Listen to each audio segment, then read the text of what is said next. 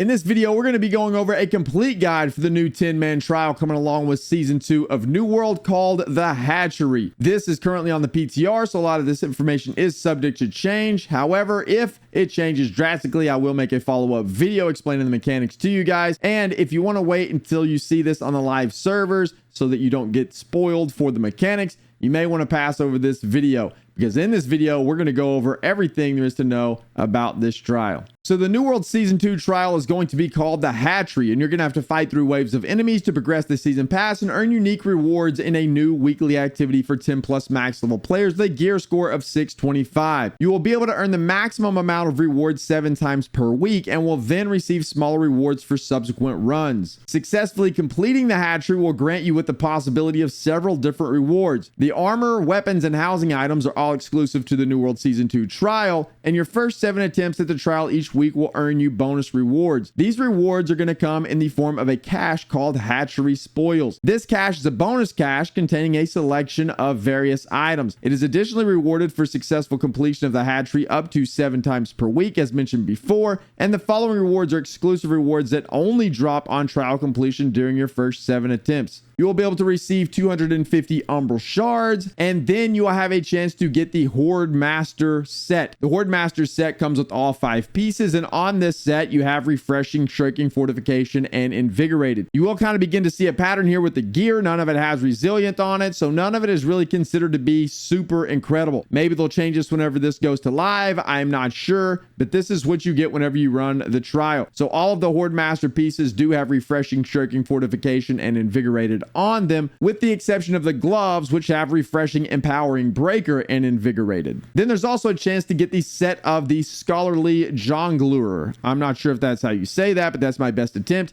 And on this set, you have Refreshing, Shrinking, Fortification, and Invigorated. And it's the same as the previous set. The gloves have Empowering Breaker, so they come with Refreshing, Empowering Breaker, and Invigorated. So both the Horde Master set and the Scholarly Jongler set have the same exact perk selection on them. However, they do come in a very different look. We also then have another set called the Corsica Bandit set. This set is a little bit different. It comes with Refreshing Evasion, Physical Aversion, and Freedom.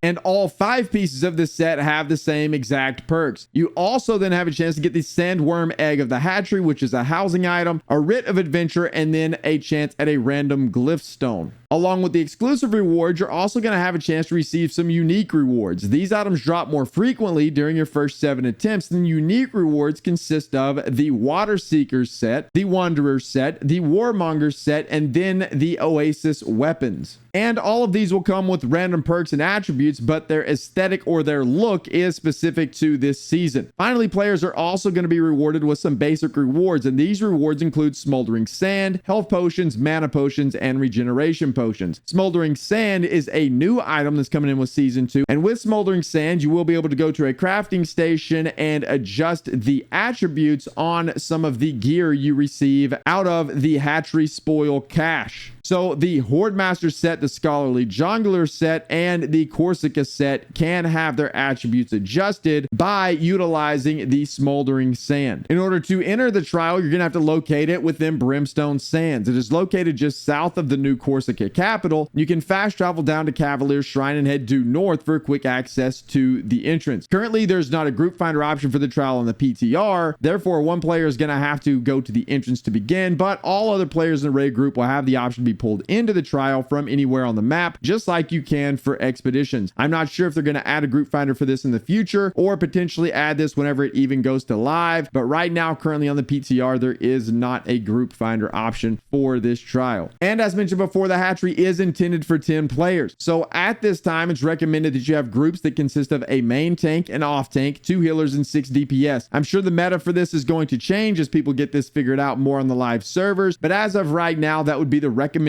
group that you take into the Hatchery to try to knock this thing out with. The trial does consist of human type enemies, so everyone in your group is going to want to have Human Ward and Human Bane gear equipped, and the last boss deals a ton of fire damage, so you're going to want to slot all rubies and utilize a flame protection amulet. That would be recommended. You're also going to want to have human coatings and honing stones as well in order to push maximum DPS, just like you would whenever you're running any other expedition that has specific mob types in there. So once you make your way into the Hatchery, it is going to consist of 5 total waves. waves. And during wave 5, you're going to encounter the final boss, Haddish Azar, Keeper of the Flame. If you or one of your teammates dies during one of the waves, they're going to be placed outside of the arena. And then if the remainder of your group completes that particular wave, then the bridge is going to reopen and then everyone can go back into the arena for the next wave. Your group is going to have a total of 1 hour to complete this trial. Phase 1 is just going to be a whole lot of trash mobs. Whenever your group steps into the arena for the first time, wave 1 is going to begin. During wave 1, there's going to be several human mobs that spawn on the north side of the arena. These are essentially trash mobs, and there's really not any mechanics to be had here. There are some healers and mages in the back that you're going to want to focus down, but overall this wave is very easy and you're going to be able to clear this very quickly. Phase 2 is also some trash mobs, only these are going to be slightly harder. Wave 2 begins by spawning in 4 elite enemies, 3 melee, and a mage. Quickly after they spawn, several additional non-elite enemies are going to appear. Much like wave 1, these are all trash mobs. There's going to be some healers in the back that the DPS will need to target, but overall there are not any mechanics in this wave. You're just simply going to take out the mobs, prioritizing the healers, and then you're going to be able to complete the wave. Wave 3 is much more of the same. This wave is much like 1 and 2, but now this time all the enemies are named elite enemies. This wave consists of 5 mobs. It's going to have a mixture of mage and melee. Again, there's not really any real mechanics here. You're just going to need to group the enemies together and then DPS them down to progress onto the 4th wave. Once you make your way to the 4th wave, this is where you're going to fight your first boss. This is Razan the Horde Master. Razan wields a hatchet and has a couple notable mechanics that you need to be aware of when fighting this guy. He's going to have some exploding glyphs. So basically he's going to place some red glyphs under several players' feet. You're going to want to scatter during this phase because the glyph will explode and damage any nearby allies. So if you have a glyph under your feet, just make sure you distance yourself from your team until it explodes and you can go back into the fight. And if someone around you has one of the glowing things on the ground beside them, make sure you get away from them so you don't take damage. He is also going to summon in some adds called Flame Grunts. He's going to throw a fireball into the air, and then whenever that fireball hits the ground, it's going to cause add summoning craters. You're going to need to have a few DPS take out the adds. These adds are not difficult and they can be handled fairly quickly if targeted. But if you don't defeat the adds, they're going to jump back into their crater and they're going to become stronger. They're going to jump back out. They're going to do more damage. They're going to take more damage. So make sure you clear them or they can get a little bit out of control. During this fight, you really just need to watch out for the glowing glyphs on your teammates, and you just need to make sure you're controlling the adds, and this fight can be done pretty quickly. This is not an incredibly difficult encounter and you can knock this one out pretty fast. Wave 5, however, is where things get very interesting for this trial.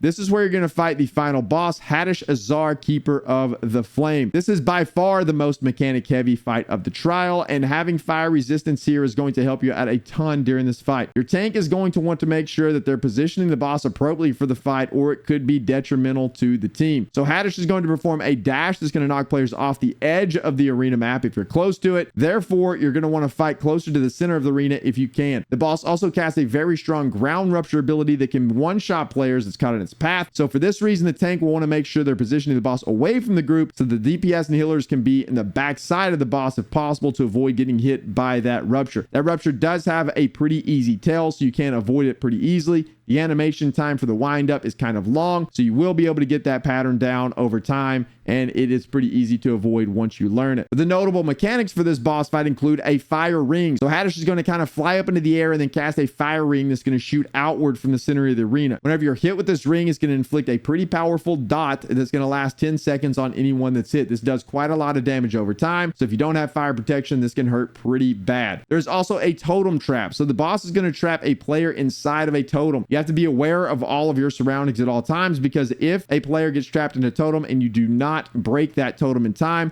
that player will instantly die. So you will lose someone out of your group if you don't take the totem out. So make sure you're paying attention to those totems, because you definitely don't want to lose a healer or your tank. You really don't want to lose anyone, a DPS, anybody to that mechanic, because it will hurt your team. Then we have the flame waves. This is probably the most notable mechanic of this fight. So the boss is going to go to the back of the arena and send out waves of flames that cover up pretty much the entire arena. There are some gaps in the flames you can move through to avoid damage. However, you can make your way to the far southeast or far southwest corners of the arena to be safe from the damage. The flames can't reach you there, but this is currently how it is on the PTR. I would fully imagine that's going to be fixed whenever this hits live, and I don't think you're going to be able to cheese these flames like that anymore. I think that right now there are some flames that cover the entire arena on the PTR, so there really aren't any gaps to weave through in some of the phases. I think that's a bug as well. So whenever this hits live, I really think this mechanic is going to change a little bit. you're going to have to actually dodge through the gaps of the flame so you don't get hit by it versus just making your way to the corners. But nonetheless, that will be the mechanic whenever this hits alive, in my opinion. Then another ability Haddish has, the ground rupture we talked about just a moment ago. Haddish is going to stomp the ground, sending out a rupture in a straight line. This ability deals a lot of damage. It can potentially one-shot you if you're caught in it. So make sure you're aware of the stomp and move from being directly in front of the boss to avoid getting that damage. It just goes in a straight line, straight in front of the boss. So all you have to do really is move to one side or the other, and you can avoid getting hit by that rupture. Haddish is also going to perform a fast dash. So the boss is going to dash from one side of the arena almost all the way to the other side of the arena. If you're hit by the dash, you're going to take some damage and be knocked down. And if you are near the edge of the arena, you are going to get knocked off, and it's going to kill you and knock you out of the fight. So make sure you're not standing near the edge of the arena, or you are going to get probably hit by a dash, and then you're just going to be out of the fight. So make sure you are aware of that. Some of the other mechanics to be aware of is that there are going to be some fire lizards that's going to spawn in the arena. These things just roam around the area and they will explode, dealing fire damage. So make sure you get out of the red circle when they're activated and ready to explode. Haddish also performs a vortex attack, which will suck everyone into the middle close to the boss. This can be kind of deadly if you're low on health, or if you're not ready for it, or if you're sucked into like a large area of AoEs with meteor showers and all kinds of other damage. So just be aware of the vortex and then get away from the boss as quickly as possible if needed whenever you are sucked in by that thing. The boss also will cast Incinerate, much like a player does. If you're hit, you are going to take some damage and be knocked back, but this ability doesn't do a ton of damage, so it's not a massive threat, but it does happen nonetheless and can kill you if you're not aware of it. So just be aware that that can happen. Once you see the animation a couple times, you will catch on. You'll be able to get out of the way. It's very much like a player's Incinerate. There is also Meteor Shower that is cast all over the battlefield, so just be aware of all of the AoEs. You'll see them coming down in the big red circles on the ground. You cannot miss them. Just make sure you're not standing in those and you'll be fine. Make sure you are positioning yourself in a spot that you're not taking just a massive amount of fire damage by standing in the middle of one of those AoEs. And then finally, there's also a fireball attack. So the boss will summon a massive fireball and just launch it towards a player. This does have a pretty long animation time. You can see it kind of cranking up, so you can easily dodge out of the way. So really for this fight, you're just going to want to have your tank position the boss near the center of the arena, and then the tank should taunt the boss back from the edge of the map whenever possible to avoid getting any other players knocked off of the side or getting themselves knocked off of the side. The most detrimental abilities in this fight by far are the ground rupture and the flame waves. The other abilities are fairly easy to navigate and avoid, but it does get very hectic. So it's important to pay attention to your surroundings during the fight to avoid all of the AoEs on the ground, and it's also very important to pay attention to players getting trapped with that totem. So make sure you're taking out the totem so you don't lose a group member to an insta-death from one of those things. When the flame waves begin, you just simply want to make your way to the back edges of the southwest or southeast arena, and then the flames are going to end before reaching that point as we mentioned before. However, again, this is currently how it is on the PTR, and I do think that is unintentional. So I think that this is going to be fixed, and you're just going to have to dodge through the flames within the gaps. And once you do that, you can go back into the fight. There's a few waves of flames, they'll end, then you can go back and finish the boss off. But that's it. That's the entire 10-man trial. I've ran this several times in the PTR. So far, I have had quite a good time. The first time I ran it, it was a little bit rough. No one knew the mechanics, but no one had ever done it before. After everyone figured out the mechanics, this became pretty easy over time, and I do think it will be that way on the live servers. I think once you learn how to navigate this boss, it does become pretty easy. I do expect to see some pretty nutty speed runs of this trial coming in whenever this hits the live servers, and you really just want to build out your build just like you would any other DPS build or any other healer build or tank build for any other expedition in the game. There isn't anything really groundbreaking that's going to change your build up. You just really need to be aware of the mob types. They are human, and just build your build around that just like you normally would whenever you go DPS or tank or heal another expedition. That's going to do it for this one, boys and girls. What do you guys think about the trial? Do you think it's going to be a good time? Have you already ran it on the PTR? Is this something you're looking forward to doing? I personally enjoyed it. The runs that I ran, I think it is pretty fun. It has been pretty enjoyable. But that's it for this one. Thank you guys so much for watching. I greatly appreciate it. We have a bunch more videos coming your way, so if you like New World content, please make sure to like and subscribe. I'd greatly appreciate that as well. And as always, we stream over on twitch.tv/BDLG every Monday through Friday, 8 o'clock a.m. CST. That'll do it for this one. We'll see you in the next one.